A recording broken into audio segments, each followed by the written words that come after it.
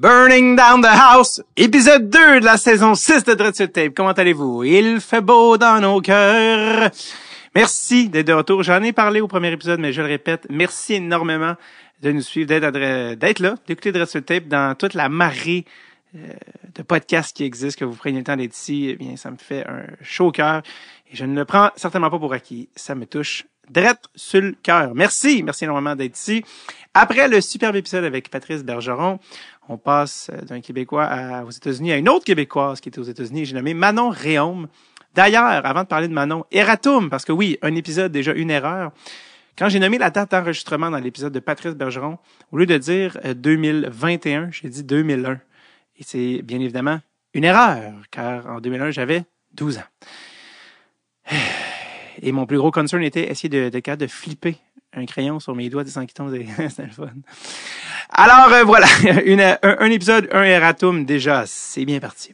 Mais cette semaine, on reçoit, et oui, Manon Réaume. Pour ceux qui ne connaissent pas Manon Réaume, Watatao. Manon, c'est beaucoup de choses parce que c'est la première femme, évidemment, et la seule à date, je crois, à avoir joué des matchs dans la Ligue nationale de hockey. Mais en fait, un match, une période, dans un match hors concours pour le Lightning de Tampa Bay, le 23 septembre 92.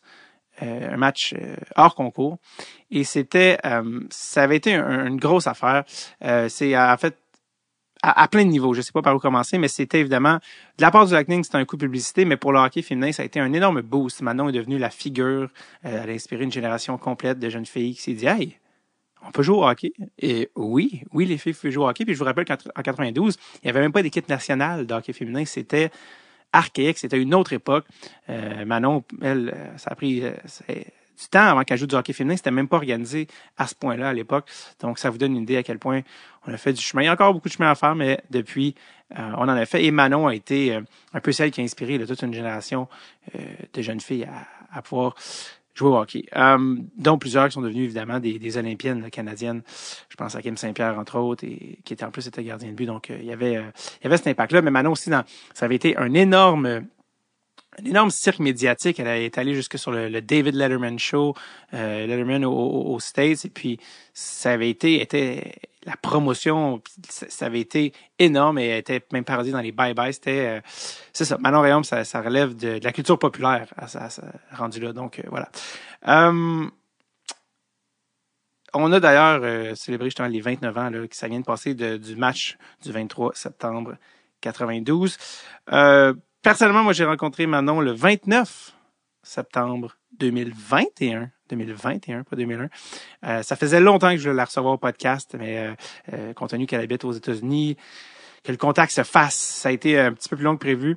Mais là, le timing était parfait. Elle sort un livre, Manon Réaume, Briser la glace. Donc, timing parfait. Je l'ai reçu au podcast et ça a été un superbe échange. La voici, la seule, l'unique, Manon Réaume.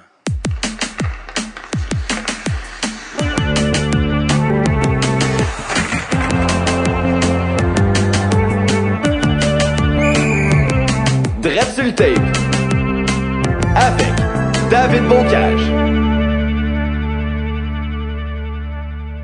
Manon Réaume, comment ça va? Ça va très bien. Merci d'être là. Ça fait des années depuis qu'on a commencé le podcast. C'est une question en plus qui revient souvent, tu sais, des gens qui me disaient, qui connaissaient, dépendamment de hockey, des fois c'était des gars, des filles qui me disaient, avez-vous déjà reçu Manon Réaume? Je disais, on travaille là-dessus. On est content de t'avoir. Là, tu nous parles de où en ce moment? Du Michigan. Moi, ça fait des années que j'habite au Michigan. Puis, je pense que c'est la place la plus longtemps que j'ai habité en jouant professionnel au hockey aux États-Unis. Je me suis promenée pas mal lorsque j'étais plus jeune. Donc, c'était le fun d'être à la même place pendant plusieurs années. Qu'est-ce qui t'a amené au Michigan en premier lieu? C'était à cause du hockey, la Ligue? Après que je me suis retirée, il y avait un travail qui s'ouvrait ici avec une ligue collégiale aux États-Unis en marketing. Puis c'était quelque chose que j'avais fait avec la compagnie de hockey de Mission. Fait que c'est quelque chose qui m'intéressait à continuer. Puis j'ai resté ici au Michigan. Puis là, aujourd'hui, je travaille avec les Red Wings de Détroit, leur programme de hockey féminin. Je m'occupe de tout leur programme de hockey féminin. Puis je coach les plus jeunes filles. Ah, c'est cool. On va y venir tantôt justement du coaching. Mais là, on vient de passer, là, ça a beaucoup passé dans les médias, mais on vient de passer le 29e anniversaire de ton fameux match du 23 septembre 92 pour le Lightning. Ça fait déjà 29 ans. C'est drôle parce que quand je t'ai reçu, quand j'ai su que ça marchait, mon premier souvenir de toi, c'est parce que moi je suis devenu humoriste dans la vie, puis c'est beaucoup à cause des bye-bye. Tu sais, quand c'était une grosse tradition au Québec, les bye-bye. Puis mon premier souvenir de Manon Réaume, puis c'est drôle parce que c'est quand tu vois une parodie de quelqu'un que tu connais même pas, t'as même pas le référent pour comprendre, mais c'était Dominique Michel qui faisait toi en gardien de but devant une auto puis là les pucks, c'est une fausse publicité d'auto, puis avec Patrice Lécuyer. Est-ce que tu te souviens de cette parodie-là? Ah oui, je me souvien comme si ce serait hier. Elle était pas capable d'arrêter les pucks, puis l'auto, les vitres cassaient, puis là, à la fin, elle a sauté, puis elle a tombé sur l'auto. Ouais. Je m'en souviens comme si c'était hier. Puis moi aussi, c'était quelque chose que j'écoutais à chaque année, le bye-bye. Puis l'année que j'ai passé, que mon histoire elle a passé au bye-bye, je peux pas croire que mon histoire avait fait le bye-bye cette année-là. Ouais, c'était vraiment. D'ailleurs, sketch-là, je sais pas si tu l'as revu, mais il est sur YouTube. Donc, ça, je l'ai pas revu, par exemple. Ouais. C'est une bonne chose, je vais le regarder encore une fois. Ouais, c'est comme une fausse pub de Toyota, je pense que c'est Totota, puis en tout cas, bref, il est sur YouTube, s'il y en a qui nous écoutent, qui l'ont pas vu, allez voir ça. Mais c'était comment de te faire, c'est quoi le sentiment de te faire parodier au bye-bye, qui est un peu une consécration. Quand t'es au bye-bye, ça veut dire que tu vaux la peine, tu sais. Mais c'était spécial, comme j'ai dit, j'étais surprise de voir que mon histoire avait passé au bye-bye, parce qu'à toutes les années, on écoutait ça, puis on voulait savoir c'est qui était pour être là, de qui vont rire cette fois-là, puis cette fois-là, c'était moi. Est-ce que ça t'avait fait rire? Comment t'avais trouvé ça? Oh, j'ai trouvé ça très drôle, puis encore aujourd'hui, quand je le vois, là, j'ai toujours le sourire. Toi, t'es une fille de Québec, Québec City, là, du coin de Beauport. Comment ça a commencé pour toi le hockey? Je sais que tu viens d'une famille de hockey. Il y a beaucoup de gens qui nous écoutent qui connaissent ton frère, Pascal Réaume, qui a joué pour les Devils du New Jersey. Toi, comment ça a commencé de ton bord? Mais moi, je viens du lac Beauport. Le lac Beauport, il y avait une couple de stations de ski. Fait qu'il y avait beaucoup de gens qui faisaient du ski, mais mon père avait fait une patinoire extérieure pour la ville au lac Beauport. Puis aussi, chez nous, on avait toujours une patinoire extérieure à chaque hiver. Mes deux frères jouaient au hockey. Puis il y avait pas de filles qui jouaient au hockey. Donc, moi, à toutes les fois, je demandais à mes frères de jouer avec eux autres. Ils me disaient tout le temps, OK, c'est parfait, on va t'habiller en gardien de but, puis on va pratiquer nos lancers sur toi. J'ai commencé à faire ça avec mes frères à la maison. Puis un jour, mon père, il était au souper avec maman. On était tout à la table. Puis il expliquait à ma mère qu'il n'y avait pas de jeunes qui avaient montré d'intérêt de jouer dans les buts pour le tournoi qui s'en venait. Puis il savait pas qui prendre. Il savait qu'il y a quelqu'un qui était déçu d'être obligé de les jouer dans le but pour un tournoi. Puis c'est là que j'ai dit à mon père, ben pourquoi pas moi? Je le fais toujours avec mes frères ici. Puis c'est comme ça que j'ai commencé. Comment il a réagi? Était-tu comme, ben là, est-ce qu'il y avait, au début, il était-tu réticent? Il était pas sûr? Ou comment les gens ont réagi quand tu t'es proposé comme ça? Mais au début, les deux, ma mère et mon père sont regardés, puis ils en ont parlé, puis c'est certain qu'ils étaient pas sûrs au début parce que il y avait pas d'autres filles qui jouaient, fait qu'ils savaient pas si j'étais pour être acceptée. Puis même que mon père, la première fois, après cette fois-là que je leur ai demandé, puis qu'il a dit, OK, je vais t'amener à la prochaine pratique. À tous les soirs, avant la prochaine pratique, on allait dans la cave, puis il m'habillait en gardien de but, puis il lançait des rondelles sur moi pour me pratiquer. Puis la journée que j'étais allée à l'aréna pour la première fois, il a fait sûr que mon masque, je l'avais sur la tête avant de rentrer dans l'aréna. Il voulait pas que personne sache que j'étais une fille. Il voulait que les gens me jugent avec ce que je faisais sur la glace et non pas le fait que j'étais une fille. Puis lorsque je suis embarquée sur la glace, ils étaient tout contents de voir un gardien de but. Donc après, quand ils ont réalisé que c'était une fille, il était trop tard pour dire qu'on voulait pas avoir une fille. Ça a pris combien de temps avant qu'ils s'en rendent compte? Mais c'était après la pratique. Okay. Je pense que tout le monde était content de voir, finalement, on a un gardien de but, quelqu'un qui veut jouer dans les buts. Puis là, ils ont réalisé après ça que c'était une fille, mais vu qu'il n'y avait pas d'autre monde qui voulait jouer dans les buts, ça a été beaucoup plus facile d'être accepté. Fait que ça a fonctionné et personne ne savait que tu étais une fille avant la fin. C'est ça. Wow! Ton père était rusé. Il était comme, on va passer par la backdoor, puis regarde, puis ça a fonctionné. Puis toi... Mais je pense que mon père, il était vraiment, dans tout ce qui m'est arrivé, il m'a vraiment préparé à tout ce que je vais avoir à dealer avec là, durant ma carrière, parce que je pense qu'il savait que être la première fille à jouer au hockey quand il n'y a pas d'autres filles, qu'il y a toujours du monde qui vont te juger.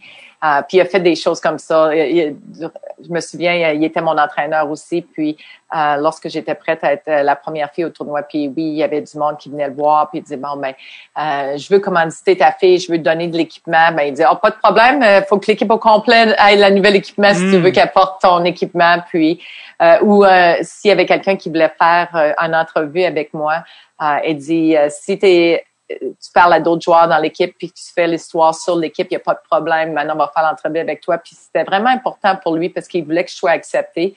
C'est déjà difficile d'être la seule fille dans un monde de garçons. Ouais. Donc, en faisant des choses comme ça, ça l'a aidé pour moi d'être acceptée par mon équipe. C'est quoi ton souvenir? Tu avais quel âge à ce moment-là quand tu as commencé à garder les buts?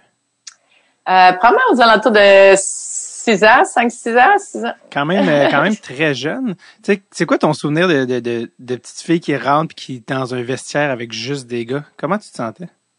Ben, à cet âge-là, que ce soit des gars, des filles, on est tous des enfants qui sont... Puis moi, j'avais 2 frères. Ouais. Fait qu'être autour de des gars, c'était pas nouveau pour moi. Fait que c'est un petit peu quand je suis arrivée un peu plus vieille, à l'âge de 13, 14 ans, 15 ans, là, ça commence à être un petit peu différent. Mais avant ça, c'était avec d'autres joueurs de hockey, puis t'es là pour faire la même chose que les autres, c'est de jouer au hockey puis de faire ton mieux. Puis quand tu dis que t'avais tes 2 frères, ils voulaient un gardien de but, et c'était pas pour se retenir, dans le sens que je pense ils ont dû t'utiliser, puis pas comme un punching bag, mais je veux dire, t'as dû voir des rondelles, une puis une autre. Quand tu goalais contre tes frères, là, des rondelles, t'as dû en recevoir sur un bras puis un autre. Est-ce que tes frères, ils se disaient, on va faire attention, c'est notre sœur? Est-ce que non, au contraire, tu recevais des tirs à pleine puissance sur toi? Est-ce que tu te souviens de faire mal ou de dire, ouais, là, les gars, tu sais, avec tes frères, quand tu jouais dehors, comment ça se passait? Ben moi, mon père, la première fois qu'il m'a amené dans la cave pour me pratiquer avant ma pratique, je me souviens, à un moment donné, il m'a lancé une rondelle sur l'épaule. Puis je me suis mis à me plaindre, puis dire « Oh, ça a fait mal ». Puis il m'a dit tout de suite, il dit « Hey Manon, si tu veux faire du macramé, ça fera pas mal. Mais si tu veux jouer au hockey, des fois, la puck, elle va te faire mal. Fait qu'il faut que tu t'habitues à ça. » Fait que tout de suite, très jeune, je me suis rendu compte que si je voulais jouer au hockey, fallait pas que je me plaigne, puis fallait que je fonce. Puis mes frères, ils étaient tough avec moi comme tous les frères avec la petite sœur. Je me souviens pas seulement qu'on jouait sur la glace, mais aussi on utilisait nos casques de hockey, nos gants de hockey, puis on faisait des matchs de boxe contre l'autre. Puis mes frères, ils boxaient contre moi de la même façon qu'ils boxaient un et l'autre. Donc, c'est les autres qui m'ont aidé à être un petit peu plus tough aussi. Ah oui, ça, on appelait ça des casse-gants. Là, on appelait ça des casse-gants. Mettez puis ils se bataillent. Tu l'as dit, quand t'es des enfants, c'est plus facile. Tout le monde est assez générique. Mais quand arrive l'adolescence, puis là, à l'époque, on le rappelle, là, pour ceux qui pensent que le hockey féminin existe depuis toujours, c'était pas le cas. Toi, tu jouais avec que des gars dans toute ta jeunesse. C'est juste ça que tu avais connu. Quand t'arrives à l'adolescence, puis t'as même joué junior, mais quand là, la puberté frappe ça, comment ça a changé la dynamique? Dans ça, tu dois t'en souvenir. Mais c'est certain que c'était différent. J'allais dans une chambre de bain pour tout mettre mes combinaisons qu'on appelait dans ce temps-là, les culottes en dessous, puis les gilets. Puis là, j'arrivais dans la chambre, puis après les parties, je me dépêchais à me changer avant que tout le monde aille prendre leur douche. Puis c'était vraiment là d'essayer d'être vite puis de sortir de la chambre le plus tôt possible. Puis c'était un petit peu différent comme ça. Lorsque tu étais jeune, il n'y a pas personne qui prenait leur douche puis tout ça, fait qu'il y avait pas de problème. Mais plus vieux, c'était différent. Mais tous les joueurs qui ont joué avec moi, ils m'ont accepté puis ils ont été corrects avec moi. Ils réalisaient que je travaillais fort, que je faisais la même job qu'eux autres. Puis ils appréciaient de m'avoir dans leur équipe. Puis ils étaient corrects avec moi. Souvent, il y avait des coachs quand tu étais jeune parce que tu étais une fille, ils étaient pas sûrs, mais je sais que tu as eu un coach qui était différent quand tu es arrivé Bantam, qui s'appelait Pierre Brindamour. Est-ce que ça se peut? Oui. Parle-moi de pourquoi cet homme-là était différent des autres coachs que tu as eu. Ben, avant d'arriver Bantam, lorsque j'ai commencé à jouer, puis commencé à avoir du succès, tous les joueurs voulaient toujours aller au camp d'entraînement du 2A. Le 2A, c'était la catégorie la plus élevée dans ce temps-là. Puis moi aussi, je voulais y aller. Je disais à mon père, je vais aller au camp d'entraînement du 2A. Puis mon père, les entraîneurs lui avertissaient, amène pas ta fille, on prendra pas une fille dans l'équipe. ça va prendre la place d'un des gars qui va faire la Ligue nationale un jour. Puis mon père leur disait, ma fille, elle veut venir, je vais l'amener. Mais il me disait pas que j'avais aucune chance de faire l'équipe. Puis j'allais au camp d'entraînement, je me faisais couper, puis c'est sûr que j'étais déçue, puis c'était... j'étais triste mais le lendemain, je voulais tout de suite revenir puis aller pratiquer. Je demandais à mon père de m'inscrire à une école de hockey durant l'été, que je voulais être meilleure, que je voulais faire le 2A un jour. Puis c'est arrivé plusieurs années de suite que avant que le camp d'entraînement commence, c'est certain que je faisais pas l'équipe. Puis quand je suis arrivée au nouveau Bantam, l'entraîneur dit à mon père, ça me dérange pas que c'est une fille ou un gars, je vais prendre les 2 meilleurs gardiens de but au camp d'entraînement. Puis c'est la première fois que je suis allée à un camp d'entraînement où que c'était pas mon père qui était l'entraîneur, que j'ai été traitée comme un joueur. Puis j'ai fait l'équipe cette fois-là à cause de probablement les 3 dernières années avant ça, parce que je me faisais couper. Je travaillais probablement plus fort que tout le monde pour essayer de faire le 2A. Mais c'est comme ça que j'ai réussi à faire le 2A. Puis ça a été spécial pour moi. Puis j'ai été traitée comme un gardien de but et non pas une fille dans une équipe de gars. Est-ce que tu sentais à cette époque-là, bon, Bantam, t'es un petit peu plus vieux, est-ce que tu sentais que les choses étaient différentes? Tu sais, mettons, tu sais, des fois, les parents jasent dans les estrades, mon gars tel, mon gars ci, mon gars ça. Est-ce que tu sentais ça à cet âge-là? J'ai pas réalisé ça autant, parce que lorsque les gens parlaient dans les estrades, mes parents entendaient tout, mais ils partageaient pas avec moi ce que les gens disaient. Puis les commentaires, c'était souvent ça. C'est quoi qu'on fait avec une fille? Elle va le prendre la place d'un de nos gars qui va faire la Ligue nationale. Elle devrait pas jouer au hockey, puis des choses comme ça. Puis ça, c'est des commentaires que les autres ont entendus. Ils m'ont dit ça des années après, lorsque j'étais un adulte.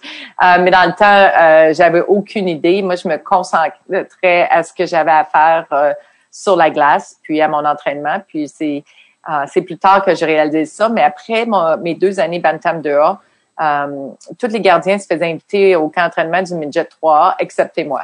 C'est là que j'ai réalisé, à l'âge que j'avais, que c'était pas à cause de mon talent, mais c'était vraiment à cause que j'étais une fille, en voyant qu'il y avait des gardiens de but qui avaient moins bien fait que moi durant la saison, qui étaient invités. Donc, il a fallu que j'essaie de trouver une autre solution pour continuer à jouer, mais c'était difficile. Je me demandais si c'était pour accrocher le hockey puis dire ben c'est fini avec ça. Ils veulent pas de filles à un autre niveau. Puis j'avais pas entendu de hockey féminin à nulle part. Fait que je savais pas c'était quoi la prochaine étape pour moi. Puis ça, il y en a qui savent pas, mais je pense que t'avais momentanément, t'avais lâché. À un moment donné, t'as lâché le hockey à ce moment-là, non? Oui, après ça, c'est ce qui est arrivé, c'est que l'année, tous les gardiens qui allaient au midget 3A, au camp d'entraînement, lorsqu'ils se faisaient couper, ils prenaient les postes au midget 2A. Puis moi, j'avais pas été au camp d'entraînement, j'avais pas été invitée en tant que fille. Donc, ma seule option, c'était dans le 2C, qui était le niveau plus bas. Puis quand tu arrives dans ce niveau-là, surtout au niveau midget, les gars prenaient le hockey moins au sérieux. C'était plus, là, on joue au hockey, on va avoir du fun, mais c'était pas aussi, ils prenaient pas ça aussi sérieux que dans le 2A puis dans le 3A. Puis pour moi, c'était très difficile parce que je prenais ça au sérieux. Donc, j'ai arrêté de jouer, je voulais pas jouer à ce niveau-là. Puis, il y a quelqu'un qui me parlait d'une ligue de filles, de femmes, qui était à Montréal. Puis c'était une bonne ligue. Puis j'étais allée pratiquer avec eux autres. J'ai décidé de commencer de jouer avec eux autres. Mais je me souviens, je restais à Québec. Puis il y avait 2 autres filles qui venaient de Québec. Puis on conduisait tous les samedis soirs. Puis parce qu'on était des femmes, nos parties étaient à 10h30, 11h, 11h30 le soir, parce que c'était le temps de glace que il y a pas personne qui voulait. Fait que c'était les femmes qui l'avaient. Fait qu'on conduisait 2h30 de temps pour aller jouer une partie de hockey. On venait chez nous à Québec là, vers les 3-4 heures du matin, mais c'était la seule façon que je pouvais jouer à un niveau assez, là, une bonne compétition. Puis ça m'a permis de continuer à jouer. Aïe, aïe, aïe. Non, tu le dis, puis je suis fatigué. Juste ça, je suis fatigué, juste l'entendre. Mais à ce moment-là, quand justement tu as commencé à jouer au hockey, tu étais au cégep, je pense. En quoi tu étudiais? C'est quoi? Dans quoi Manon Rhéaume vers quoi tu te dirigeais indépendamment du hockey? Mais au cégep, tu fais juste prendre des classes, tu sais pas encore ce que tu veux faire. Puis moi, en jouant au hockey à ce niveau-là, je jouais avec des femmes. Je pensais pas me rendre plus loin que j'avais commencé à entendre que peut-être qu'il y aurait une équipe Canada, qu'il y aurait un championnat du monde dans ce temps-là, puis j'essayais de me renseigner là-dessus. Mais je savais pas encore ce que je voulais faire plus tard dans la vie. Je voulais être peut-être je vais essayer de dire le mot, un professeur d'école. C'était quelque chose qui m'intéressait parce que j'étais très bonne à l'école, puis j'aimais travailler avec les plus jeunes, puis je coachais souvent avec mon père lorsque mon père coachait, même si j'avais 16 ans, puis 17 ans, je l'aidais. Fait que j'ai dit peut-être que c'est quelque chose que je vais m'en aller. Puis après ça, quand je suis allée à Trois-Rivières, puis j'ai été invitée à Tampa Bay, là, c'est certain que ça l'a changé. Ça l'a pris un détour dans le projet que je pensais que j'étais pour faire. Puis ça a changé ma vie. Complètement. Juste avant de venir à Tampa Bay, ce qui a mené à Tampa Bay, tu t'es ramassée à être la première femme à jouer dans le junior majeur également. C'est ça qui a été un point d'ancrage. Comment tu t'es ramassée aussi à jouer junior majeur? C'était à Trois-Rivières, je pense? Oui. Mais lorsque je jouais avec les femmes, il y avait eu un championnat canadien à la fin de l'année, puis c'était l'équipe Québec contre l'équipe Ontario, puis j'avais très bien gaulé en finale. Puis mon frère jouait dans le midget 3. J'étais toujours assez game dans le midget 3. Moi, si je jouais pas au hockey, j'allais voir mes frères jouer ou j'allais voir mon père qui coachait une équipe. Fait qu'on était tout le temps à l'aréna.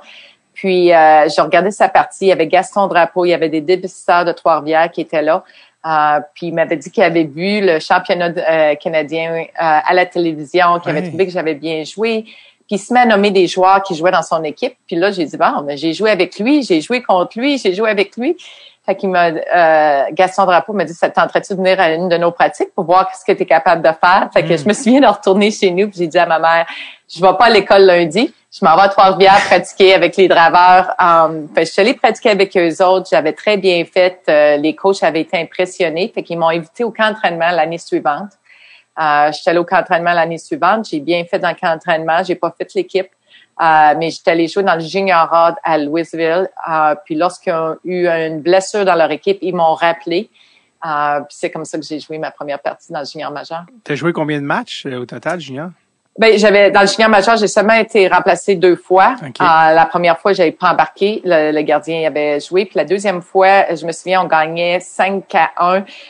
Puis là, la partie est revenue à 5-5. Puis c'est là que Gaston Drapeau s'est reviré vers moi. Puis il a dit, t'embarques sur la glace. Puis c'était vraiment cool, ce moment-là, parce qu'il a pris une décision. C'était pas une décision, on va envoyer Manon sur la glace parce que c'est une fille puis ça va faire parler de nous autres. C'était une décision. On a besoin d'un changement de tempo sur la patinoire. J'envoie l'autre gardien puis c'était moi l'autre gardien. Oui. Fait que c'était vraiment cool que j'avais été envoyée en tant que gardien de but et non pas le fait que j'étais une fille puis qui voulait essayer de faire de la publicité avec ça. Puis j'avais pas été capable de terminer la partie parce qu'en troisième période, j'ai reçu un lancer dans ma cage parce que dans ce temps-là, on n'avait pas les beaux masques qu'on a aujourd'hui. C'était un casque avec une cage, puis ça l'avait coupé mon œil, mais je savais même pas que j'étais coupée. Le jeu continuait à jouer, puis là, je commençais à pas voir d'un œil, puis je me branlais la tête, puis lorsque le jeu est arrêté, j'avais du sang partout sur moi, sur la glace. J'étais allée au banc, puis on réalisait que j'avais besoin environ de 6 points de suture. J'ai pas été capable de terminer la partie, mais c'était drôle parce qu'après cette partie-là, je pense que le lendemain, j'ai fait une coupe d'entrevues, puis j'avais lu un article qui disait ben tu sais, c'est pour ça qu'on devrait pas avoir de filles qui jouent au hockey. Tu veux, elle n'a même pas été capable de terminer la partie, elle s'est blessée. Parce qu'on sait bien que si ça aurait été un gars, le casque n'aurait pas cassé, mais parce que c'était une fille, le casque a cassé. Qu'est-ce que ça te faisait de lire ça à cet âge-là? Ben, c'est difficile parce que à cet âge-là, t'es au courant de ce qui se passe. Puis on était dans un temps aussi que les femmes étaient pas aussi acceptées dans un monde d'hommes, mais aussi, tu vois aujourd'hui, dans les 3-4 dernières années, comment que les femmes ont beaucoup plus d'opportunités. Puis on voit que sont capables d'avoir du travail ou des jobs que normalement dans les années d'avant t'aurais pas vu une femme. Fait que moi j'étais dans un temps où les femmes ça jouait pas au hockey, puis les femmes c'était pas à la télévision pour parler de sport, puis t'avais pas d'arbitre au football qui était une femme, puis des choses comme ça. Fait que c'était beaucoup plus difficile, mais c'était difficile puis tu pouvais pas en parler. Fallait pas que tu te plaignes. Fait que pour moi, à toutes les fois que j'avais des gens qui parlaient comme ça, il fallait que je dise rien, puis que je continue à faire ce que j'ai à faire, puis prenne toutes les opportunités qui s'amenaient à moi, sans me plaindre des choses qui étaient pas correctes à me dire. Moi, je me souviens dans le temps, même quand j'étais à Tampa Bay, il y a des entrevues que j'ai faites qu'aujourd'hui, ces journalistes-là perdraient leur job à avoir posé les questions qu'ils m'ont posées. Puis dans ce temps-là, c'était normal. Ben oui, puis je sais que j'en ai lu des exemples, mais peux-tu me donner des exemples des questions qui aujourd'hui, justement, qui te posaient qui sont complètement inacceptables? Oh, c'est des choses, comment tu te sens lorsque tu as tes périodes puis tu joues au hockey? Je suis pas la seule femme qui joue du sport puis qui fait du sport. Puis juste de poser cette question-là, c'était tellement sexiste. Ou t'as-tu cassé un ongle lorsque tu jouais au hockey? Puis juste des choses qui avaient même rien à faire avec le hockey, puis qu'un journaliste demanderait même pas à un gars. Ou le temps que quand Playboy m'avait demandé de faire de quoi avec eux autres, puis que j'avais dit non. Cette question-là revenait à chaque fois que j'avais en entrevue, puis tu le sais que ça serait un gars ça serait pas une question qui aurait posé. Ouais. Est-ce que sachant que tu pouvais pas te plaindre, c'est-tu arrivé souvent que tu revenais dans ta chambre, puis y en a-tu des soirées où tu pleurais dans ta chambre en disant, hey, je peux pas croire qu'il faut que je passe à travers ça? Non, ça, par exemple, je pleurais jamais parce que je pense que j'ai réalisé très jeune qu'il fallait que je sois tough si je voulais faire ça. J'étais frustrée souvent des situations qui ont été difficiles à vivre, mais encore une fois, parce que fallait pas que je me plaigne, que je pouvais pas me plaindre, fallait toujours que je sois positif, que j'aie le sourire, puis que j'apprécie les opportunités qui m'étaient données, puis que je dis pas un mot sur les choses qui étaient pas correctes, la façon que les gens étaient avec moi. Ouais. Puis comment est-ce que Phil Esposito, qui était directeur général du Lightning à l'époque, comment est-ce qu'il a entendu parler de toi? Je sais que ça implique une cassette, mais comment ça s'est rendu à lui? Oui, apparemment, il y avait un dépisteur de Tampa Bay qui était québécois, puis qui avait envoyé une cassette dans ce temps-là, c'était des cassettes, on dirait même pas ça aujourd'hui. VHS. Hey, là, c'est là que je réalise comment que c'est un petit peu plus bien que tout le monde. Mais il y avait des cassettes dans ce temps-là, puis il avait envoyé ça à Phil Esposito, puis il avait été impressionné de me voir jouer. Puis au début, je savais pas que j'étais une fille, puis c'est plus tard qu'il a réalisé que j'étais une fille. J'avais, après ma saison à Trois-Rivières, puis à Louisville, durant l'été, j'avais eu un emploi avec RDS. Puis c'était un emploi de base que je regardais les nouvelles qui arrivaient sur un ticker qui appelait. Puis j'apportais ça aux journalistes. Puis une des premières choses qu'ils m'ont demandé de faire, c'est d'aller au draft qui était à Montréal. Puis aider les journalistes à aller chercher les joueurs dans les estrades lorsqu'il y avait besoin de faire des entrevues avec les joueurs. Puis lorsque j'étais là au draft, c'est là que le dépisteur a mentionné à Phil Esposito que la fille qui a vu jouer est ici. Puis ils m'ont parlé, puis c'est là que j'ai eu l'invitation. Mais au début, quand il m'a dit tu veux venir au camp d'entraînement, on va t'envoyer une lettre. Tu as 2 semaines pour répondre. Je pensais pas que c'était vrai ce qu'il me disait. Mais lorsque j'ai reçu la lettre à la maison, c'est là que j'ai réalisé que c'était vrai puis que j'avais à prendre une décision. Mais tu pensais-tu que c'était une joke ou un coup monté ou t'avais-tu des doutes de quelque chose avant de dire, c'est tellement exceptionnel? Mais c'est parce que durant ma carrière, la plupart du temps, les personnes m'ouvraient pas la porte parce que j'étais une fille. Ah ouais. Fait que pour moi, d'avoir la porte qui s'ouvrait pour un camp d'entraînement dans la Ligue nationale, je m'attendais pas à ça parce que c'était le contraire. Lorsque j'étais plus jeune, ça doit être non, au plus haut niveau parce que tu es une fille. Donc, c'est pour ça que j'ai dit, je vais le croire quand je vais recevoir la lettre. Puis la lettre est arrivée, puis tu sais, je sais que tu te fais toujours poser la même question depuis 29 ans. Tu sais, le monde dit, est-ce que tu savais, Manon, que c'était un coup de publicité? Puis Phil Esposito s'en est jamais caché. Qui a dit, c'est sûr, tu sais, le Lightning commençait, la franchise venait d'arriver, il voulait faire un coup de pub. Puis j'avais vu Phil Esposito qui a dit, Manon était belle, Manon était intelligente, puis elle était bonne au hockey. Elle était parfaite, tu sais, pour notre stunt, tu sais. Est-ce que à l'époque, toi, tu étais consciente de tout l'aspect, entre guillemets, commercial ou publicité de tout ce stunt-là? Est-ce que tu étais consciente de ça? Ou tu dis, regarde, moi, je prends la balle puis j'y vais? Ben dans ce temps-là, c'est certain qu'il y a des gens qui m'ont dit ça. Ils disent pourquoi tu vas faire ça? T'as pas peur d'avoir l'air folle? T'as pas eu t'as pas la même expérience que les gars. Ils veulent juste se servir de toi pour la publicité. Puis moi, de mon côté, je me suis dit, il y a tellement de fois dans ma vie que les gens ils ont dit non parce que j'étais une fille. Puis que si j'aurais eu toutes ces opportunités-là comme les gars lorsque j'étais jeune, j'aurais probablement la même expérience que les gars qui sont invités au camp d'entraînement. Ouais. Donc, cette fois-ci, si être une femme, c'est un avantage pour moi, puis ça me rouvre les portes, je veux pas avoir de regrets dans 10 ans de dire pourquoi je l'ai pas essayé. Puis aussi, être invité, c'est une chose. Il faut que tu performes lorsque tu arrives au camp d'entraînement.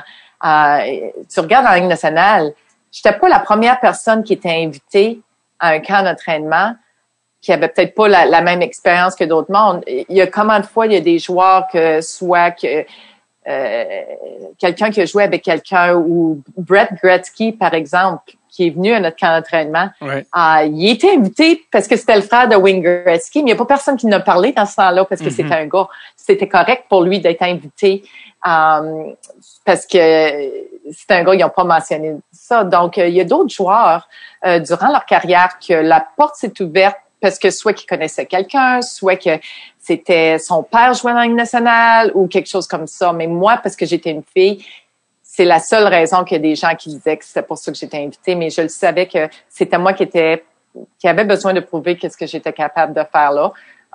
Puis, lorsque je suis arrivée au camp d'entraînement, la première fois que je suis arrivée sur la glace, on commençait avec un petit tournoi. Puis on a gagné notre partie. J'avais pas accordé de but en 14 lancés. J'étais le seul des 4 gardiens de but sur la glace qui avait pas accordé de but.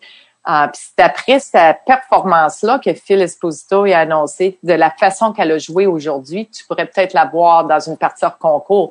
Donc, ce que les gens ont pas parlé, c'est que j'ai gagné mon départ à la partie hors concours. Ils m'ont pas juste donné un départ contre Saint-Louis, parce que si j'aurais pas performé dans le camp d'entraînement, Tampa Bay n'aurait pas voulu avoir la fou puis me mettre sur la glace contre Saint-Louis. Puis après mon premier départ que j'ai pas accordé de but dans le mini-tournoi, j'ai continué à très bien faire. Puis j'avais terminé le 3e gardien de but de tous les gardiens qui étaient là en moyenne d'efficacité, en but contre dans ce mini-tournoi-là.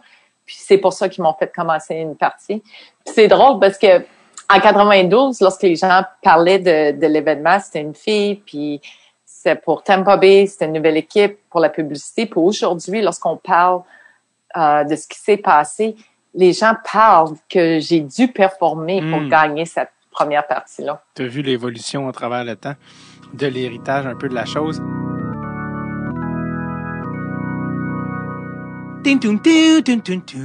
Après la bonne nouvelle TVA, voici maintenant la bonne nouvelle DST parce que nos amis chez Manscaped viennent de lancer leur 4e génération du package performance. Oui, 4e génération. C'est quoi ça?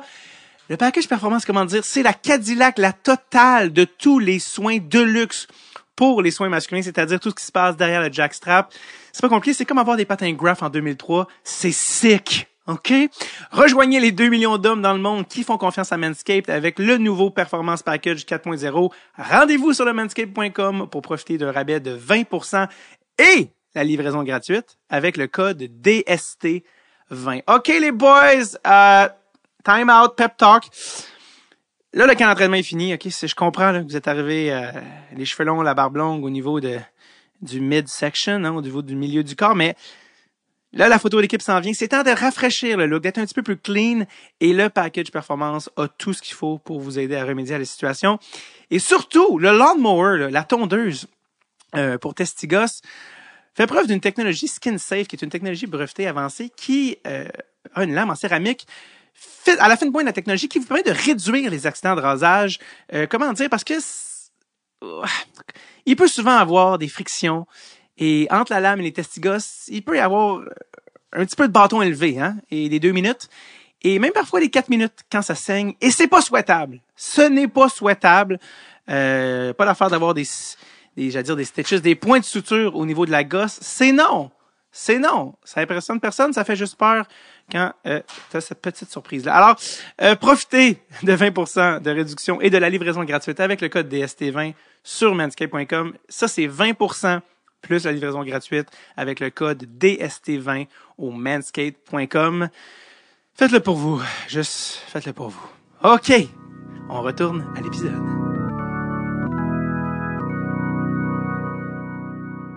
Quand tu es arrivé au camp, tu l'as dit, tu as dû mériter ta place. Et apparemment que le coach de l'époque, Terry Crisp, était pas chaud à l'idée du tout. En fait, il pensait que c'était une blague.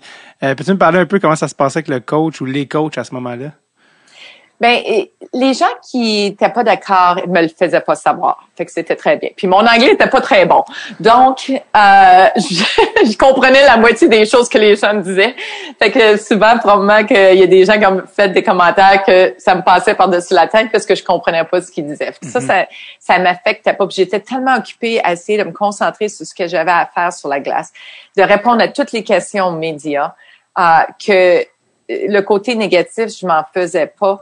Mais avec Terry Crisp, je le dis jusqu'à aujourd'hui, c'est probablement une des entrevues que j'ai aimé le plus faire 20 ans plus tard. C'est là 9 ans. Okay. J'ai fait une entrevue avec Terry Crisp parce que là, aujourd'hui, il travaille à la radio et à la télévision pour Nashville. Puis, je suis allée sur son show. Puis, il m'avait dit, sur le show, pendant qu'il m'interviewait, qu'au début, il était pas d'accord quand Phil Esposito m'a amené au camp d'entraînement, mais il dit, il faut que je vous dise qu'elle a performé, elle a terminé dans les 3 meilleurs gardiens de but dans notre camp d'entraînement, elle a mérité de commencer la partie. Puis pour moi, ça avait pris 20 ans avant que quelqu'un qui était si proche de la situation me dit exactement comment que ça s'est passé, puis comment qu'il se sentait dans cette situation-là.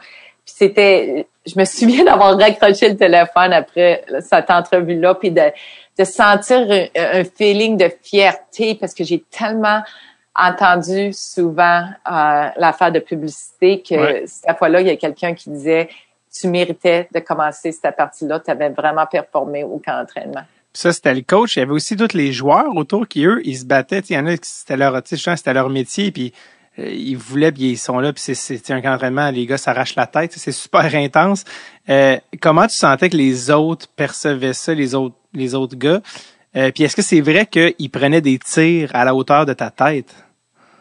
Ben oui, parce que faut que tu réalises aussi, pas seulement que j'étais la seule fille là, les joueurs essayaient de faire leur place dans l'équipe. Ben oui. Puis la dernière chose que ces joueurs veulent, c'est qu'une femme arrête la rondelle s'ils sont en échappée. La première partie que j'ai jouée, pas seulement que j'ai pas accordé de but en 14 lancés, mais je sais pas combien de fois je me suis fait rentrer dans le filet, que j'ai arrêté la rondelle, puis le joueur essayait de me pousser, de m'intimider, de lancer encore plus fort. Fait que les joueurs essayaient encore plus fort contre moi parce qu'ils se disaient, je veux pas une femme m'arrête. Tu sais, c'est comme humiliant pour eux. Ça paraissait pas bien pour eux autres parce que dans ce temps-là, encore une fois, pas comme aujourd'hui, les femmes, ça devait pas jouer au hockey.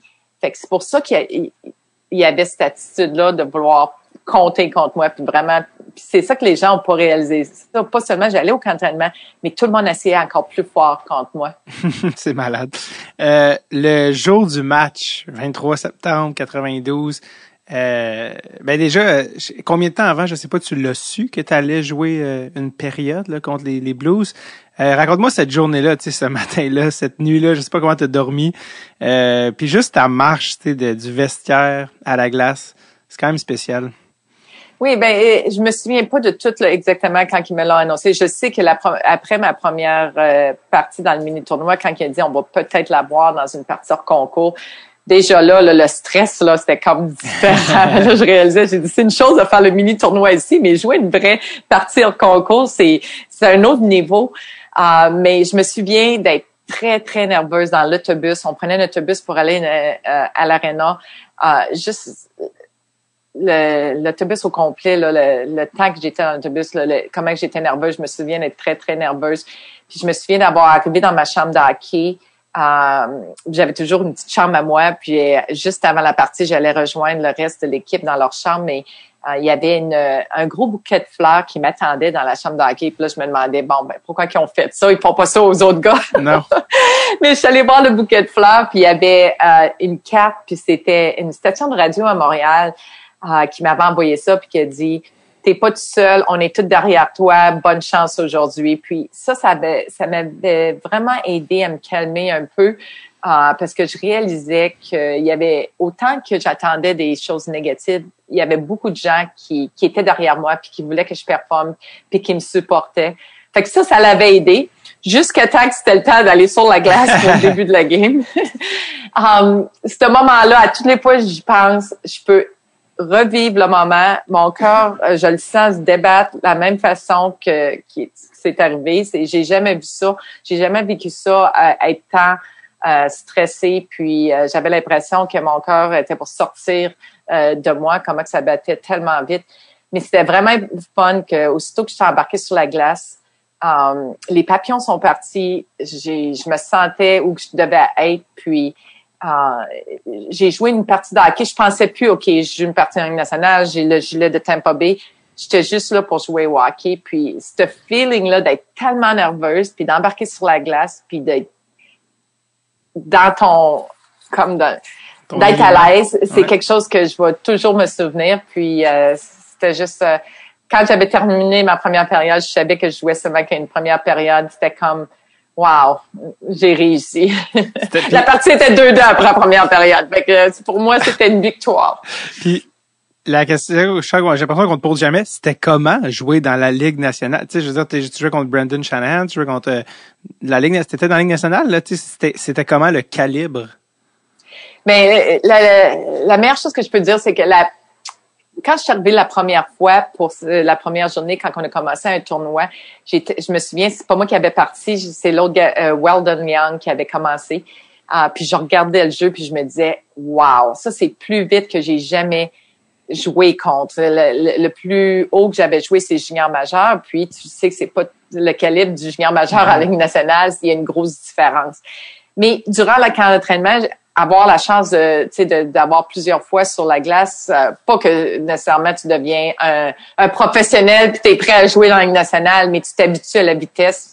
Mais j'avais probablement ma plus grosse force, c'était pas ma grandeur ou ma force physique, mais c'était vraiment ma force mentale. Lorsque j'embarquais sur la glace, j'étais capable d'être à une place que j'oubliais tout ce qui se passait, puis on dirait que lorsqu'il y avait des grosses parties comme ça, j'avais une autre force en dedans de moi qui oubliait tout puis qui était capable de se concentrer sur ce que j'avais à faire. Puis j'ai réussi à performer, mais c'est certain que le lancer, tout était plus vite. Puis même, ils ont commencé tout de suite en partant. On a eu une punition dans notre équipe. Je me suis dit, oh wow, ça commence bien. Faut tuer une punition dans les 2 premières minutes de la game.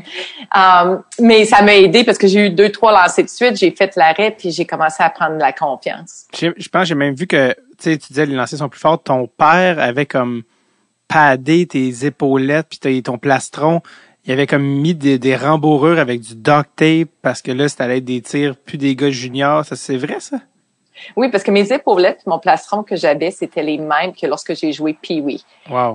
J'avais pas vraiment grandi plus. Il faisait encore. Fait que mon père avait mis 2 gros morceaux de plastique en avant avec du duct tape. Puis, c'était tellement pas protégé. Il y aura pas un gardien de but dans la Ligue nationale aujourd'hui qui irait un camp d'entraînement avec ces épaulettes-là. Il y avait pas de protection. Après chaque pratique, l'entraîneur de Tampa Bay fallait qu'il rajoute du padding sur mes épaulettes parce que mes bras, ils étaient bleus. Des épaules, partout, Mm-hmm. J'avais des bleus partout. Puis on continuait à rajouter du padding à tous les jours. C'était parce que l'équipement dans ce temps-là, il m'avait donné des épaulettes puis un plastron, mais c'était tellement plus gros. Puis moi, j'étais tout petite, fait que ça me faisait pas. Je n'étais même pas capable de bouger. Fait que je dis non, je veux garder mon équipement. Fait que là, il prenait le padding de l'autre épaulette puis m'enregistrait sur mon propre équipement pour essayer de me protéger durant le camp d'entraînement. T'étais rendu comme bonhomme carnaval, juste comme padé. Pas mal. Est-ce que tu te souviens, c'était quelle station de radio qui t'avait envoyé des fleurs? Ça, je me souviens pas. Mais je me souviens que c'était une station de radio de Montréal. C'est sûr que à ce moment-là, il y avait tellement un gros cirque médiatique autour de toi. Tu sais, c'était quoi? Je pense à ce moment-là, c'était la première femme à signer un contrat professionnel dans une ligue de sport à l'époque. Je sais même pas si ça a été refait depuis, mais t'as joué comme ta période de hockey, mais ta job à temps plein, on dirait que c'était de faire des entrevues, c'était de faire de la promotion. T'étais vraiment dans une un espèce de cycle vraiment, vraiment intense. Comment t'as trouvé ça, tout cet aspect-là, tu sais, l'aspect médiatique? Est-ce que tu te sentais un petit peu une bête de foire ou un petit peu utilisé à un moment donné parce que c'était tellement de promo tout le temps, tu sais? Mais au début, moi, quand je suis allée à Tampa, ce que je voulais être juste un joueur de hockey. Puis partout que je suis allée, c'était ma priorité. Fait que même au début, quand la personne à Tampa a dit, oui, David Letterman veut t'avoir. Puis je dis, c'est qui ça, David Letterman? Moi, je venais de Québec. On n'avait même pas de télévision anglaise. J'avais aucune idée c'était qui. Des années plus tard, à rester aux États-Unis puis à réaliser les gens qui allaient à son show, je peux pas croire que j'avais été à son show. Mais dans ce temps-là, j'avais aucune idée. Puis j'ai dû faire à tout ça. Puis c'était difficile parce que je voulais pas être traitée différent des autres. Fait que après d'avoir signé le contrat d'aller à Atlanta, une des choses que j'ai demandé à la personne qui faisait tout le média, j'ai dit, écoute, je comprends qu'il faut que je fasse ça pour l'équipe, ça fait partie de notre job, les joueurs de hockey. Mais j'aimerais faire ça lorsque les joueurs sont partis de l'aréna. Je veux pas que ça soit toujours devant eux autres. Puis c'était vraiment important pour moi parce que déjà c'est dur de te faire accepter dans un monde d'hommes. Puis d'être la personne qui est... Aujourd'hui, c'est différent. Tu as des joueurs de hockey dans chaque équipe qui ont plus de publicité, qui ont tout ça. Puis c'est accepté parce que c'est tous des gars, puis c'est correct. Mais dans ce temps-là, c'était un petit peu différent. Puis c'était important pour moi d'attendre que tout le monde ait terminé. Puis des fois, comment je me dis ça? On avait des discussions. Eux autres, ils voulaient embarquer sur la glace pendant une pratique. Puis je disais non, absolument pas. Sinon, je le ferais pas. Puis là, ils m'écoutaient à la fin de tout. Puis ils essayaient pas de me mettre plus mal à l'aise que j'étais. Ou bien si j'avais quelqu'un qui voulait que je fasse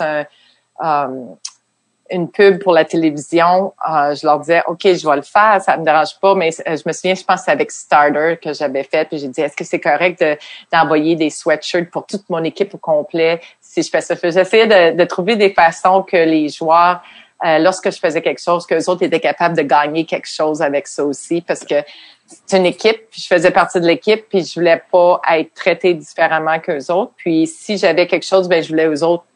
Puis je me souvenais, c'est ce que mon père faisait quand j'étais jeune. C'est ça que j'allais dire. Pour me faire accepter. Puis c'était une façon que les joueurs ont réalisé, hey, c'est le fun de l'avoir parce que quand elle est là, il y a bien plus de monde qui vient nous voir jouer, donc c'est bon pour nous autres. Ouais. Lorsqu'elle fait un commercial pour une compagnie, on reçoit des affaires gratuitement, c'est bon pour nous autres. Fait que c'est là que c'était beaucoup plus facile de me faire accepter. Puis ils voyaient comment que je travaillais fort. J'étais la première sur la glace, j'étais la dernière débarquée de la glace. Je me plaignais jamais lorsque les joueurs me chutaient dans le masque. Les gardiens, normalement, dans une pratique, tu te fais chuter dans le masque, puis ils sortent avec leur bâton, puis ils sont tous choqués. Moi, je pouvais pas faire ça. Fait que je pense que c'est comme ça qui m'ont accepté, puis éventuellement, j'étais comme leur petite sœur dans l'équipe. Ben oui, on a ri. Un autre qui est passé au podcast, c'est Éric Dubois, ça donne à être le père de Pierre-Luc, avec qui tu as joué dans la Ligue mineure. Puis on en avait parlé quand il était passé. Ça fait déjà quelques années, mais j'avais dit de jouer avec Manon, puis il disait que vous entendez assez bien. Puis surtout les Québécois, je pense, vous teniez peut-être un petit peu plus ensemble. Tu avais des cadeaux pour eux, fait que je pense que ça se passait bien. T'as parlé de Letterman, il est encore ça aussi. Je sais pas si tu l'as vu, mais il est sur YouTube. Ton entrevue avec David Letterman. Où, dans le fond, il fait un peu des blagues là, sur ton accent. À l'époque, tu commençais à apprendre l'anglais. Ça a été comment ta rencontre avec Letterman, qui est connu comme étant un ladies man, ou en tout cas un gars qui est toujours en train de cruiser. Il y a eu je sais pas combien de maîtresses, c'est de notoriété publique. Un moment donné, il te met il met sa main sur ta main, là, puis il est comme toujours un peu flirty, mais c'était comment ta rencontre avec Letterman, tu sais, puis comment il était même dans les coulisses? Oui, comme je te disais, moi, je le connaissais pas. Ouais. Je savais pas c'était qui. Fait que pour moi, c'était comme, OK, je m'en vais faire une autre entrevue. Je savais pas à quoi m'attendre. Puis, ce que je me souviens de plus de cette entrevue-là, puis de ce que j'ai fait, mon anglais était pas vraiment bon dans ce temps-là. Puis, lorsque j'avais fait l'entrevue, j'avais pensé, oh mon Dieu, j'ai bien fait en anglais, j'ai été capable de répondre à toutes les questions. Puis, je pense que c'est justement des années plus tard, lorsque quelqu'un je pense à la télévision, qui ont montré cette entrevue-là, je m'écoutais, Puis moi, je me comprenais même pas. J'ai dit, c'est quoi que je disais? J'ai même pas compris ce que j'ai répondu. Je pense que lui non plus, il a pas compris, puis ça il dérangeait même pas. Il était juste content de me voir. Fait que c'était vraiment drôle parce que je pensais que j'avais très bien fait en anglais, mais c'était pas très bon. Puis je me souviens qu'il y a quelqu'un aussi qui m'avait dit que une couple de mois plus tard, il montrait des choses qu'il avait eues, puis il avait montré une carte de hockey de moi qu'il avait eu. Fait que ça avait comme resté un peu avec lui. Ouais, à un moment donné, je pense qu'il dit I'm not sure what you just said, but whatever. Puis à un moment donné, tu dis hockey is my passion avec un accent québécois, puis il est comme hockey is my passion. Puis il fait juste comme répéter, il essaie de surfer là-dessus. Bref, oui, tu l'as dit, c'était tellement, il y avait tellement d'enflure médiatique. Tu l'as mentionné tantôt, Playboy t'avait fait une offre d'aller poser dans leur magazine. Puis moi, ce que j'avais lu, c'était qu'ils t'offraient 75 000 $ pour aller poser. Est-ce que c'est le genre d'affaires que tu te disais, je le fais-tu pas? Comment tu prends une décision quand Playboy t'offre ce genre d'argent-là? Comme je dis, j'ai joué au hockey toute ma vie parce que je voulais jouer au hockey, puis c'était mon intention de jouer au hockey puis de pas être traité différemment des autres. Je jouais pas au hockey pour pouvoir avoir de la publicité, pour pouvoir faire des commerciales puis des choses comme ça. Je jouais au hockey parce que je connais pas d'autre chose d'avoir fait ça toute ma vie. Ouais. Donc, quand une chose comme ça est arrivée, premièrement, c'était pas dans mes valeurs de faire quelque chose comme ça. Puis, qui m'aurait offert 5 millions, 10 millions, ça aurait été la même réponse parce que je jouais au hockey pour jouer au hockey. C'est pas quelque chose que j'aurais fait. Puis c'était pas une question d'argent. Puis même plus tard, durant les années, j'en ai fait des commerciales. J'ai eu des contrats avec des compagnies, mais il fallait que ce soit quelque chose que je sois que je me sente bien avec, que je croyais, parce que c'est important. Si tu travailles pour quelqu'un et tu crois pas en leurs produits, c'est pas une bonne relation. Puis c'est vraiment, je suis contente d'avoir fait ce que j'ai fait dans un temps qu'il n'y avait pas des médias sociaux comme aujourd'hui. Ouais, ça c'est vrai. Est-ce que tu sais, à travers toute cette affaire-là, tu te sentais un peu seule ou un petit peu isolée dans toute cette aventure-là un peu? Oui, beaucoup, parce que pas seulement que j'étais la seule fille, j'avais mon vestiaire. Lorsque tu vas sur la route, t'es tout seul, t'es tout seul dans ta chambre, puis des choses comme ça. Mais le fait que il y avait souvent des situations que je pouvais pas en parler, que je pouvais pas me plaindre, fallait que je garde tout pour moi. Même avec mes parents, je voulais pas que mes parents sachent quand j'étais plus jeune que supposons qu'à la fin, lorsqu'on se donnait la main, qu'un joueur était pas content puis qu'il m'avait donné un coup de poing dans le ventre, je voulais pas qu'il le sache, fallait que je garde ça pour moi. Il y avait tellement de choses où ma première année professionnelle, il y avait un joueur que dans mon équipe, à toutes les pratiques, il faisait exprès pour me lancer dans mon masque. C'était très difficile, mais je pouvais pas me plaindre, je pouvais pas rien dire, je voulais pas rien dire à personne. Fait que c'était pas seulement que j'étais seule, il fallait que je garde toutes mes émotions en dedans de moi. Puis aujourd'hui, je lis des choses que les gens me décrivaient, puis ils disaient qu'elle était vraiment renfermée. Elle montrait pas beaucoup d'émotions.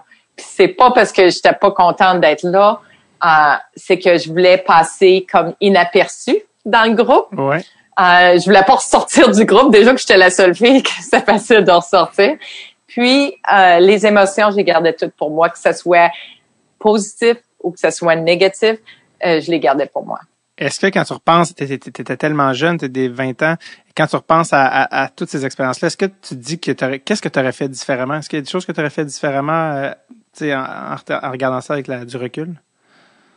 Je pense pas, parce que toutes les décisions que j'ai prises, ça m'a amené à quelque chose de différent. Puis, dans la vie, je pense que tu prends des décisions, tu apprends des décisions que tu prends, puis ta vie peut changer dans n'importe quelle décision que tu prends. Fait que c'est dur de regarder et de dire, j'aurais aimé ça faire ça, j'aurais aimé ça faire ça, mais tu sais pas quelle route que tu aurais pris, avoir pris une décision différente. Je pense que je suis contente d'avoir pris le risque d'aller à Tampa Bay, de pas avoir eu peur de foncer.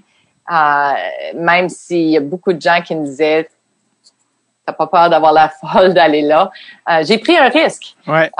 Mais j'ai pris un risque, puis ça l'a payé parce que là, ça a changé ma vie. J'ai eu la chance de gagner ma vie dans un sport que j'adore. Puis ça a continué pendant des années de continuer à travailler dans le monde du hockey. Si j'aurais pas fait ça, j'aurais pas eu cette chance-là.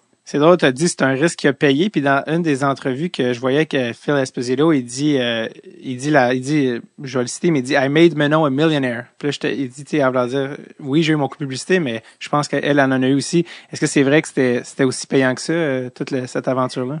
Il m'a pas fait un millionnaire. Je pense que c'est c'est drôle parce que les gens pensent que ce que les gens n'ont pas réalisé, c'est que même si j'ai fait beaucoup de publicité où j'allais faire des shows de cartes, moi, parce que j'étais une femme, j'étais pas payée ce que les hommes étaient payés. Je faisais un show de cartes, ma ligne de personnes il y avait tellement de monde qui venait pour moi. Je faisais le tiers de ce que les gars à côté de moi qui avaient moins de monde faisaient. Mais encore une fois, il fallait que je l'accepte. T'avais pas un bon agent? T'avais pas un bon agent? C'est qui ton agent? Non, mais même si c'était des agents, c'était pas une question d'agent ou pas d'agent, c'était la perception dans ce temps-là. Okay. J'étais pas la seule femme qui faisait des choses dans un monde d'hommes ou qui avait supposons, une job de CEO à quelque part, puis que parce que c'était une femme, elle se faisait payer X, puis à la télévision, tu le vois tous les jours, comment qu'un homme fait beaucoup plus que dans ce temps-là. Aujourd'hui, ça l'a changé, mais même les hommes à la télévision, avec les femmes à la télévision, c'était deux montants différents, puis on dirait que c'était la norme, que je suis seulement une fille, même si j'amenais plus de monde que les autres. Fait que je pense que la perception, ça avait l'air que, oui, elle fait plein d'argent, mais c'était pas autant que ce qu'ils ont mentionné. Oui. Après la Ligue nationale, tu as été dans les ligues mineures, tu as été dans la IHL, dans la East Coast Hockey League. Tu t'es promené, où tu as joué justement avec le père de Pierre-Luc Dubois, Éric. Tu sais, tu es dans un vestiaire, c'est tous des dudes, des bonhommes. Vous êtes tous des adultes. Tu as dû te faire cruiser, mais constamment. Ça devait être l'enfer. Est-ce que c'était le cas? Ben, c'est arrivé, soit des joueurs contre qui on jouait ou des choses comme ça, mais c'était pas différent que d'aller. Pour moi, c'est pour ça que j'étais souvent toute seule, puis je faisais ma petite chose à moi toute seule pour pas être dans ces situations-là. Puis je m'en allais à l'aréna pour jouer au hockey. Je revenais chez nous, je faisais mes propres affaires. Quand je suis allée à Atlanta, je me trouvais une très bonne amie. À chaque place que j'allais, je me trouvais toujours une bonne amie de filles que je pouvais faire des choses avec, différentes d'être avec l'équipe de hockey à tous les jours. Mais j'étais souvent toute seule. Je faisais ma propre affaire parce que c'était difficile. C'était pas comme eux autres. Les gars, ils se rencontraient tout ensemble pour après. Même pour moi, j'allais chez nous puis je restais toute seule. Le sujet numéro 1 des gars dans la chambre de hockey, c'est les filles. Est-ce que toi, tu entendais des choses que tu dis, oh boy, j'aimerais mieux pas entendre ce que je suis en train d'entendre en ce moment dans la chambre? Ben, moi, je suis pas dans la chambre de hockey avec eux autres. OK, t'es dans une autre chambre. J'arrivais dans la chambre de hockey 5 minutes avant une game ou une pratique. Fait que souvent, ces conversations-là, ils étaient pas, ils se prenaient pas dans ça là. Mais j'en ai entendu parce que souvent, quand on s'échauffait, sur la glace, les gars parlaient de la veille ou de ce qui se passait. Puis, j'ai grandi avec 2 frères. J'ai joué au hockey toute ma vie avec des gars. Puis une des choses qui était importante pour moi, je voulais pas que les gars changent la façon qu'ils étaient entre eux autres parce que j'étais là. Puis si j'aurais demandé à eux autres de changer, là, c'est là qu'il aurait été difficile pour moi qu'ils m'acceptent parce que bon, c'est pas le fun d'avoir une fille. Nous autres, on aime ça être ensemble puis parler de nos affaires de gars.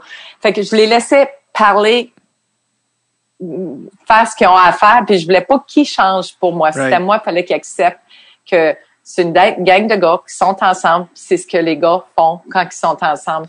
Mais j'ai eu des anecdotes, j'ai réalisé aussi comment que les gars deal quand ils sont un groupe ensemble, comparé lorsque j'ai joué avec les femmes, avec l'équipe Canada, comment qu'un groupe de femmes deal ensemble. Oui, vas-y. Ça, c'était intéressant. Je me souviens, ma première année avec Atlanta, on avait, à la fin des pratiques, on faisait toujours des jeux avec des joueurs contre les gardiens de but. Puis, fait qu'il y avait un des gardiens de but qui était dans le filet.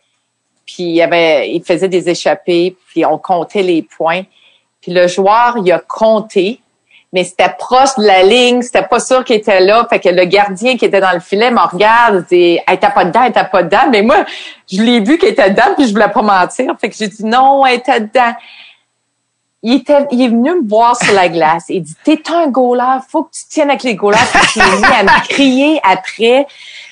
En tout cas, j'étais tellement là, je peux pas croire qu'il me criait après. J'étais allée dans mon vestiaire, j'étais toute triste après la pratique. Je suis sortie de la chambre. Il s'est même parlé comme si rien s'était passé, c'était oublié. Le lendemain, on avait du fun sur la glace à la fin de la pratique. Puis c'est là que j'ai réalisé que c'était un petit peu différent que lorsque tu étais avec un groupe de femmes. Puis qu'il y a quelque chose qui se passait, parce que ça durait pendant une couple de semaines.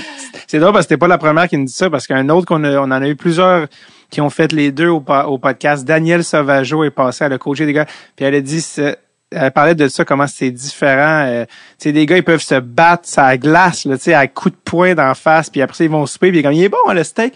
Puis c'est comme, moving on. Tu sais, ils ont jamais repensé à ça. Alors qu'elle dit que les filles, les relations sont très différentes. Tu gères plus de relations interpersonnelles, mais c'était comme la troisième personne qui confirme, en tout cas, ça sur le podcast. Tantôt, on parlait de la relation avec les gars. Le père de tes enfants, c'était aussi un joueur de hockey. C'était fini par... fait que finalement, tu l'as rencontré, mais pas en jouant avec lui. Non, mais okay. Ça, mon côté personnel, on ira pas là. Pour moi. Ben oui, aucun problème. Mais en tout cas, ça, dis-moi, c'est personne, mais ton gars est gardien de but. Oui, mon garçon, mon plus vieux, c'est un gardien de but, mon plus jeune, c'est un joueur de défense. OK. C'est là que j'ai réalisé avec mon plus vieux que je me souviens la première fois qu'il y avait une partie, je pense qu'il y avait 10 ans, c'est sa première finale, c'était le State Championship ici au Michigan. Puis je me souviens, c'était lui qui commençait devant le filet pour la finale. Je me suis levée, puis j'avais des papillons dans l'estomac, puis je me souviens d'avoir appelé ma mère. J'ai dit, là, j'ai une question à te poser. Je veux savoir si je suis normale. J'ai dit, Dylan, il y a une grosse game aujourd'hui. Il joue en finale. Puis, j'ai dit, j'ai des papillons dans l'estomac comme si c'est moi qui vais jouer aujourd'hui. J'ai dit, c'est-tu normal, là, ma mère a dit. C'était ton tour, payback time. C'est comme ça qu'elle m'a dit. Elle dit, c'est à ton tour de vivre tout ce que j'ai vécu. Puis c'est là que j'ai réalisé, je peux pas croire que ma mère, ce qu'elle a dû vivre en tant que mère de gardien de but. Parce que pas seulement que juste la position de gardien de but, c'est beaucoup de pression, mais j'étais la seule fille avec une gang de gars. Je peux pas croire ce que j'ai fait passer au travers pendant toutes ces années-là à jouer. Est-ce que tu penses que c'est difficile pour ton gars d'être le fils, en plus qu'il est gardien de but, en plus qu'il a la même position, d'être le fils de Manon Rhéaume? As-tu senti ça? Ben, pour lui, pas nécessairement que c'était difficile, mais il a dealé avec des choses que moi j'ai eu à dealer parce que j'étais la seule fille avec les gars. Faut toujours que tu prouves, faut toujours que tu en fasses plus. Puis lui, en tant que gardien de but, il est 5 pieds et 9. Fait qu'aujourd'hui, un gardien de but de 5 pieds 9, c'est un petit gardien de but. Fait que toute sa vie, il a dû se battre pour essayer de prouver qu'il est capable de jouer à un haut niveau, même avec sa grandeur. Fait que on a eu sa relation-là entre moi puis lui, de vraiment comprendre comment qu'on se sentait dans nos situations. Puis c'est pas quelque chose que j'ai jamais vraiment oui, je l'ai aidé quand il était plus jeune, je l'ai coaché, tout ça, mais plus tard, lorsqu'il joue une partie, j'attends toujours qu'il vienne me parler. Puis souvent, il vient me parler, surtout du côté mentalement, parce que c'était ma force. Comment que je gérais toutes ces situations-là. Puis souvent, on jase de ce côté-là. Mais c'est le fun d'avoir vécu là, toute sa carrière, puis de continuer aujourd'hui là, à le suivre dans sa carrière, puis sachant comment il se sent, puis sachant que lorsqu'il finit de jouer, on peut avoir une conversation que nous autres, on se comprend. Je sais pas combien de fois que soit qu'il accorde un but ou qu'il fait un arrêt, que les gens pensent un arrêt très difficile ou un arrêt facile ou un but difficile ou facile, puis nous autres, on le sait. Lesquels qui sont difficiles, lesquels qui sont faciles, puis des choses comme ça. Fait qu'on se comprend sur ce côté-là. Puis c'était une relation qui était fun avec mon garçon de ce côté-là. Il joue quand même très bon niveau. Il joue à NCA, là, c'est du gros calibre. Puis je sais pas si c'est lui ou ton autre gars, mais je sais que dans les dernières années, tu t'es habillé comme gardien de but dans une pratique pour une équipe de ton gars. Ça fait pas si longtemps là, de ça. Oh non, ça fait une couple de mois de ça. De mois?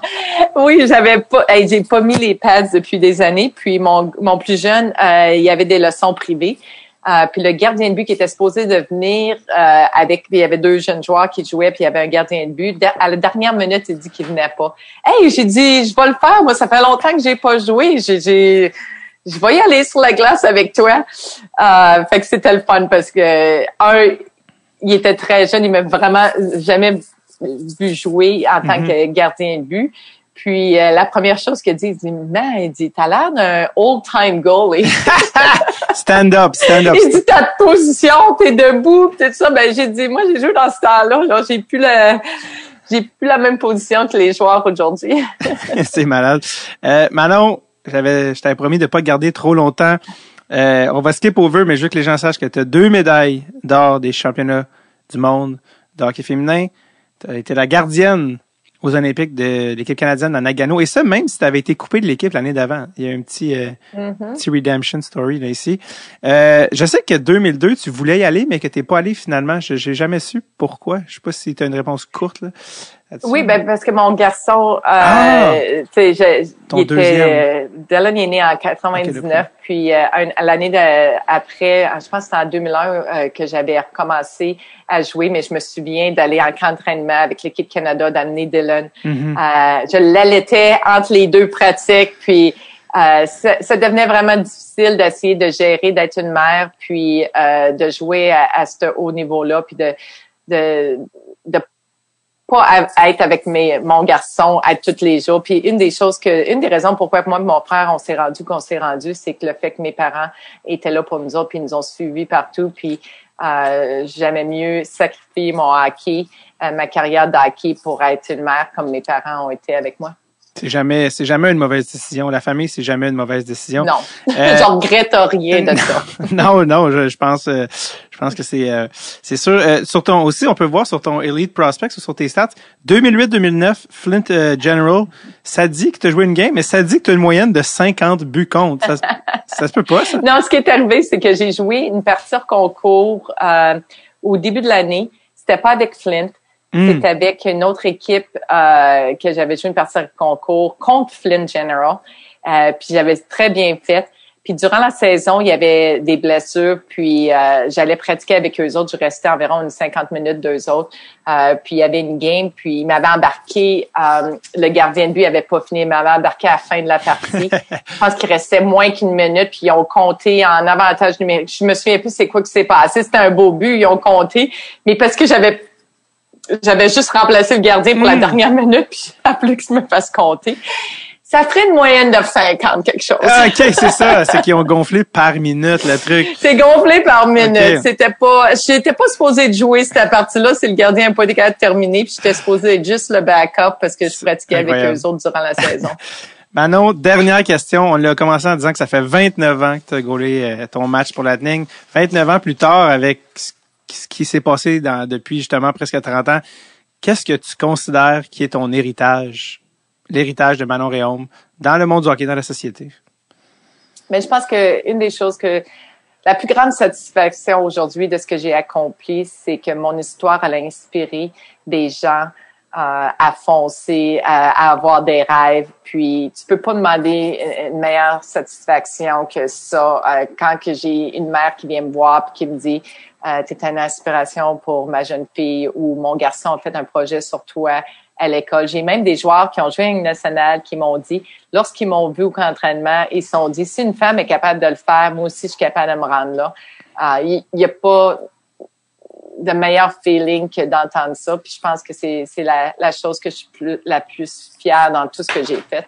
Ben, je te le confirme parce que Kim Saint-Pierre, qui est quadruple médaillé d'or olympique et membre du Temple de la renommée du hockey, a dit sur ce podcast que c'est à cause de toi, puis c'est toute la génération de femmes que t'as inspiré. En plus que c'était dans les belles années, tous les gardiens sortaient du Québec, pas juste les gars, les filles. Donc, visiblement, c'est assez significatif. Je termine en mentionnant que c'est parce que tu viens de sortir aussi un livre avec Scholastic qui s'appelle Le Manon Rhéaume, Briser la glace, Breaking the Ice. Et il est disponible dans les 2 langues. Donc, allez vous procurer ça si vous avez peut-être des jeunes enfants, gars ou filles, qui ne connaissent pas Manon Rhéaume ou ce qu'elle a fait, qui sont des fans de hockey, ben ça fait un super cadeau. Donc, Manon, j'ai busté l'heure. Je m'excuse de 8 minutes. Pas grave.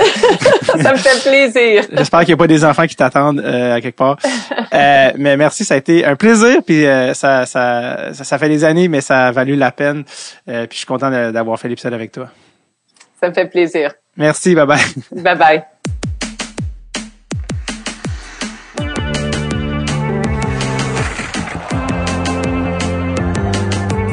Merci énormément à Manon Réaume qui a pris le temps, même si j'ai busté, elle n'en a pas fait de cas. Elle est même restée après un peu le podcast, mais j'en ai extrêmement sympathique. Je vous rappelle que son livre est disponible partout. Quant à vous, si vous voulez d'autres Dread sur Tape, plus de Dread sur le Tape, c'est disponible dès maintenant sur notre page Patreon, patreon.com/Dread sur le Tape. Également, tous les épisodes du camp estival comme des petits lollipops prêts à être dégustés sont là. Donc, c'est à vous. Go check it out. Patreon.com/Dread sur le Tape. On se voit la semaine prochaine. OK, bye-bye now. Take it easy, buddy. Woo!